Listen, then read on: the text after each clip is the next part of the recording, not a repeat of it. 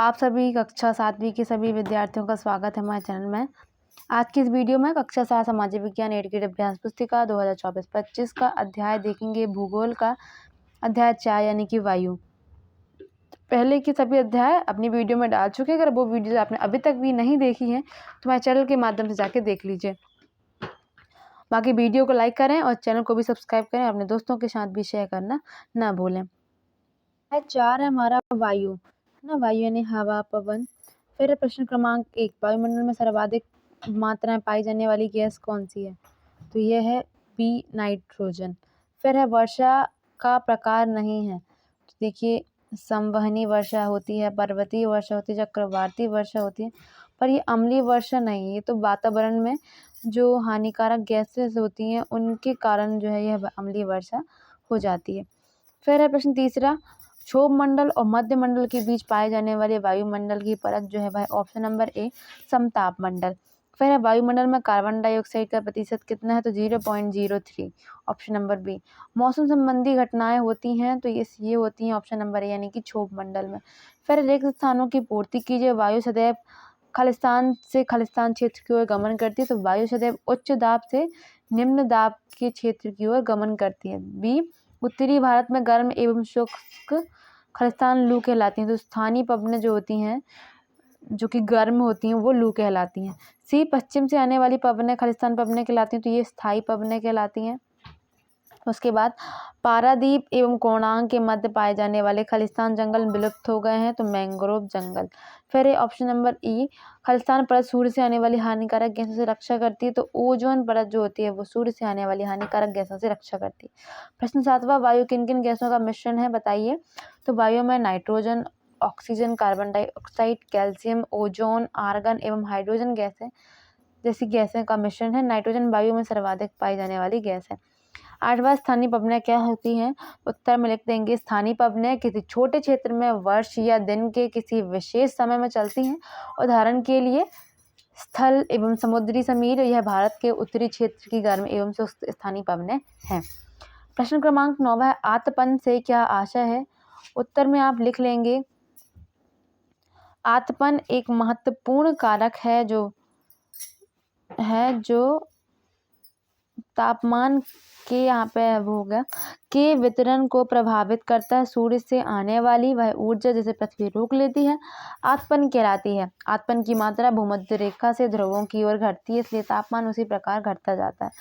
आर्द्रता किसे कहते हैं बताइए? तो जब जल पृथ्वी एवं विभिन्न जलाशयों से वाष्पित होता है तो यह जल वाष्प बन जाता है। ठीक है, जैसे कि मान लीजिए तालाब है, तब बहुत सारी जब धूप होती है या गर्मी होती है तो तालाब का पानी जो होता है वो वाष्प बन के जो है वो वापस वायुमंडल में चला जाता है, तो ये वाष्प जो होती है वो जल वाष्प कहलाती है। तो वायु में किसी भी समय जल वाष्प की मात्रा को, और वायु में जब यही जल वाष्प की मात्रा रहती है तो उसे हम आर्द्रता कहते हैं।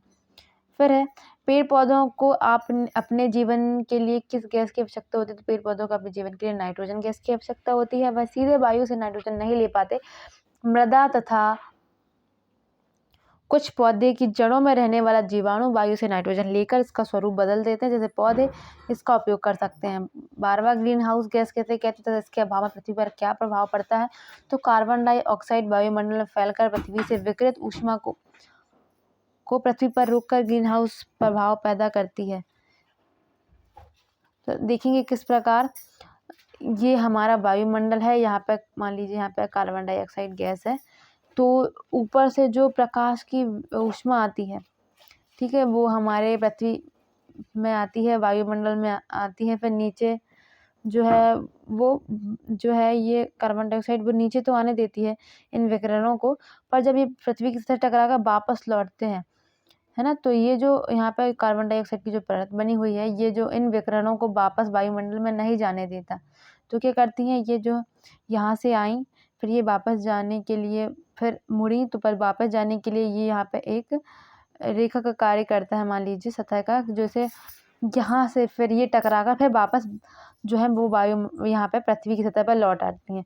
फिर यहाँ से घूमती हैं, तो ये जो किरण, ये जो आपकी जो विकिरित ऊष्मा है वो यहीं घूमती रहती है, यहाँ से जाती है फिर वापस टकरा कर फिर यहीं जाती है, फिर जाती है, फिर वापस टकरा के यहीं आ जाती है। तो इस प्रकार से जो पृथ्वी का जो तापमान जो है वो बढ़ जाता है, तो इसे हम कहते हैं ग्रीन हाउस प्रभाव, ग्रीन हाउस गैस भी कहते हैं, ठीक है। किसे? कार्बन डाइऑक्साइड को। इसके अभाव में धरती इतनी ठंडी हो जाती है कि इस पर रहना असंभव होता है। अगर ये कार्बन डाइऑक्साइड ना होती तो ये ऊष्मा वापस चली जाती और ये जो है ग्रीन हाउस की क्रिया नहीं होती तो हमारी जो पृथ्वी है वो ठंडी रह जाती, इसलिए ये इम्पोर्टेंट है। प्रश्न 13वां, वर्षा कैसे होती है, इसकी प्रक्रिया लिखिए। जब जब जल वाष्प ऊपर उठता है तो यह ठंडा होना शुरू हो जाता है। जल वाष्प संघनित होकर ठंडा होकर जल की बूंद बनाते हैं। बादल इन्हीं जल बूंदों का ही एक समूह होता है। जब जल की ये बूंदें इतनी भारी हो जाती हैं कि वायु में तैर न सकें, तब ये वर्षण के रूप में नीचे जाती हैं। पृथ्वी पर जल के रूप में गिरने वाली यह वर्षण वर्षा कहलाती है।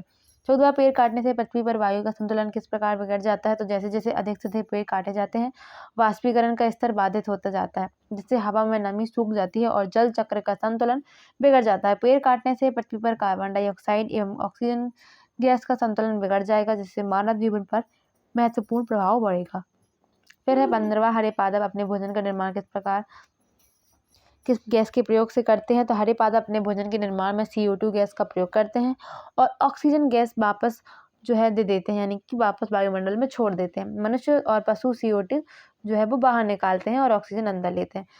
16वां, भूमंडलीय तापन यानी कि ग्लोबल वार्मिंग से क्या आशा है, इससे क्या क्या हानियां हैं। तो जब कारखानों एवं कार के धुएं से वायुमंडल में कार्बन डाइऑक्साइड गैस का स्तर बढ़ जाता है, तब इस ऊष्मा के द्वारा पृथ्वी का तापमान बढ़ता है, जिससे भूमंडलीय तापन या ग्लोबल वार्मिंग कहते हैं। हानियां, इस वृद्धि के कारण पृथ्वी के सबसे ठंडे प्रदेश में जमी हुई बर्फ जो है पिघलती है। समुद्र के जल स्तर में वृद्धि होती है। तटीय क्षेत्रों में बाढ़ आ जाती है। जलवायु में अत्यधिक परिवर्तन हो सकता है। तो यानी कि कार्बन डाइऑक्साइड बढ़ती है तो जो हमने यहाँ पे ग्लोबल वार्मिंग जो है, यहाँ पे जो पृथ्वी का तापमान जो है वो एक लिमिट पे बढ़ना चाहिए, पर जब कार्बन डाइऑक्साइड की मात्रा बहुत ज़्यादा बढ़ जाती है तो तापमान जो है वो बहुत अधिक बढ़ जाता है, जो कि हमारे लिए हानिकारक है। 17वां, पवन किसे कहते हैं, पवनों का मुख्यतः प्रकार लिखिए। तो उच्च दाब क्षेत्र से निम्न दाब क्षेत्र की ओर वायु की गति को हम पवन कहते हैं। पवन को मुख्यतः 3 प्रकारों में विभाजित किया गया है: स्थानीय पवनें, मौसमी पवनें और स्थायी पवनें, ठीक है। फिर है वायुदाब से क्या आशा है। वायुदाब की पेटियों का नामांकित चित्र बनाइए। तो पृथ्वी की सतह पर वायु के भार द्वारा लगाया गया दाब वायुदाब कहलाता है। वायुदाब की पेटियां इस प्रकार से आपको एक अंडाकार वृत्त चित्र बनाकर आपको यहाँ पे इस प्रकार से चित्र बना देना। उच्च दाब, ध्रुवीय, प्रवाह पवनें, फिर उपध्रुवीय, इस प्रकार से आपको ये चित्र बना देना है। फिर है मौसम और जलवायु में अंतर लिखिए। तो मौसम वायुमंडल के प्रत्येक घंटे तथा दिन प्रतिदिन की स्थिति होती है, जबकि जलवायु दीर्घ काल में किसी स्थान का औसत मौसम उस स्थान की जलवायु बताता है। यानी कि आप मौसम ये जो होता है वो कुछ समय के लिए होता है, ठीक है।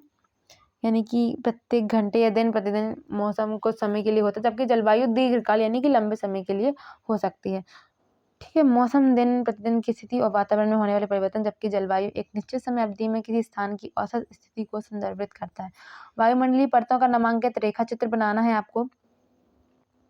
तो ये आपका वायुमंडलीय परतों का नामांकित चित्र है। ये सबसे ऊपरी जो यहाँ पे नीचे से देखते हैं तो ये है हमारी पृथ्वी की सतह, ठीक है। जो हमारे जो माउंट एवरेस्ट हैं वो हमारे क्षोभ मंडल में आते हैं। उसके बाद जो है ओजोन की परत पाई जाती है और यहाँ पे जी समताप मंडल शुरू हो जाता है। जो हमारे हवाई जहाज हैं वो समताप मंडल में गति करते हैं, यानी कि उड़ान भरते हैं।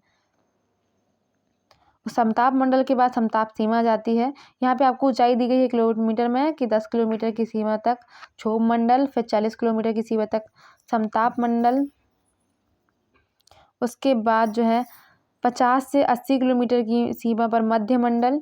यहाँ पे जो है तारे पाए जाते हैं, टिमटिमाते हुए प्रतीत होते हैं।